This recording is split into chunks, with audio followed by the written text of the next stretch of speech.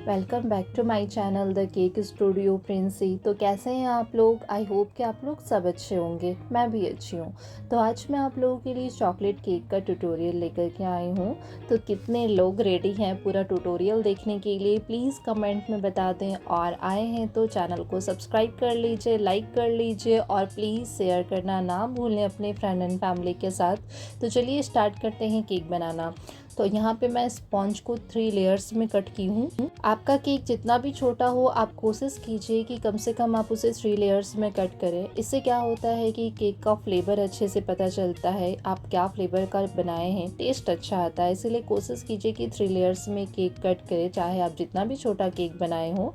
और यहाँ पे मैं 3 लेयर्स में कट करने के बाद स्पॉन्ज को अच्छे से सोक भी की हूँ। सोकिंग करना बहुत इंपॉर्टेंट है, जिससे आपका केक ड्राई नहीं लगता है खाने में। और यहाँ मैं डच फ्लेवर का केक बना रही हूँ, डच चॉकलेट केक बना रही हूँ। तो मैं डच क्रीम भी बनाई थी। डच क्रीम बनाने के लिए मैं वैनिला फ्लेवर की क्रीम में थोड़ा सा गनास ऐड करके अच्छे से मिक्स कर दी थी। तो हमारा डच क्रीम रेडी हो गया था।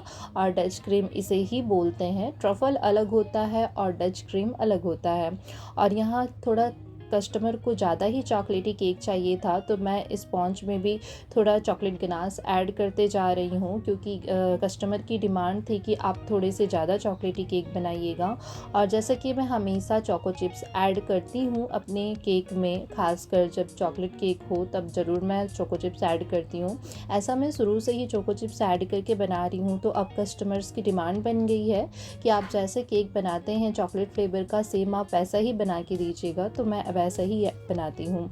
और यहाँ पे मैं तीनों लेयर को अच्छे से असेंबल कर लूँगी। असेंबल करने के बाद फिर मैं उसे अच्छे से क्रम कोट करके थोड़ी देर फ्रिज में रख दी थी, क्योंकि खासकर जब चॉकलेट केक हो या फिर आप कोई भी केक बना रहे हो, तो क्रम कोट करने के बाद आप कोशिश कीजिए कि एटलीस्ट 10 मिनट्स तक आप उसे फ्रिज में सेट कर लें। 10 मिनट्स या फिर हाफ एन आवर्स। मैं हाफ एन आवर्स के लिए रखी थी, क्योंकि मुझे इसे अच्छे से आइसिंग करना था, तो इसीलिए मैं इसे हाफ एन आवर्स के लिए रख दी थी। और आप कम से कम 10 मिनट्स के लिए ज़रूर रखें। खासकर चॉकलेट केक में होता क्या है कि अगर आप उसे क्रम कोट करने के बाद थोड़ी देर फ्रिज में रख के अच्छे से सेट कर लेते हैं, तो जब आप फाइनल आइसिंग करते हैं तो उसके क्रम्स बाहर नहीं निकलते हैं। वरना आप वाइट क्रीम से अगर आइसिंग कर रहे हैं तो उसके क्रम्स बाहर निकल जाते हैं चॉकलेट केक्स में, वो थोड़े ब्लैक ब्लैक दिखते हैं, तो अच्छा नहीं लगता है देखने में।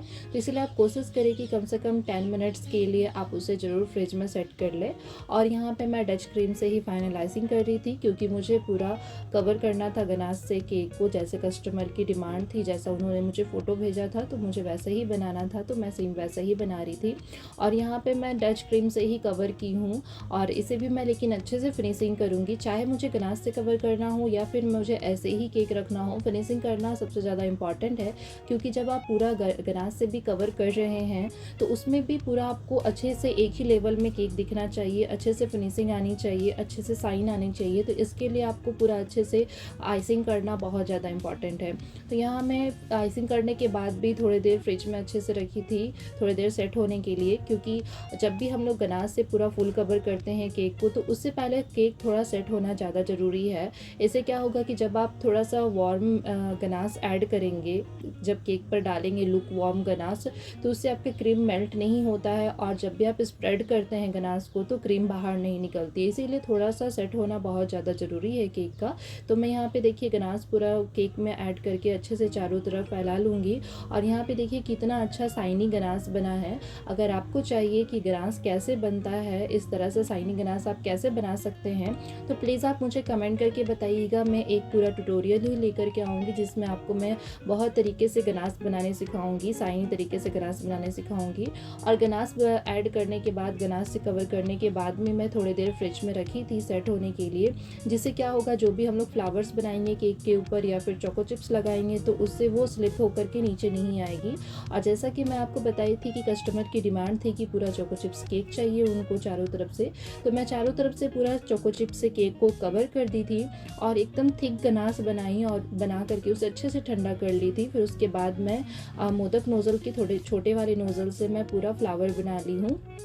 आप इस तरह से बना सकते हैं। जब भी आप इस तरह से फ्लावर बनाएं तो आपका उस टाइम केक अच्छे से सेट होना चाहिए, तभी आपका फ्लावर स्लिप करके नीचे नहीं गिरेगा। और एक सुंदर सा हैप्पी बर्थडे टॉपर लगा करके मैं नेम लिख दी। तो अगर आप लोगों को वीडियो अच्छी लगी तो प्लीज़ कमेंट में बताइए और चैनल को सब्सक्राइब कर दीजिए, लाइक शेयर करना ना भूलें।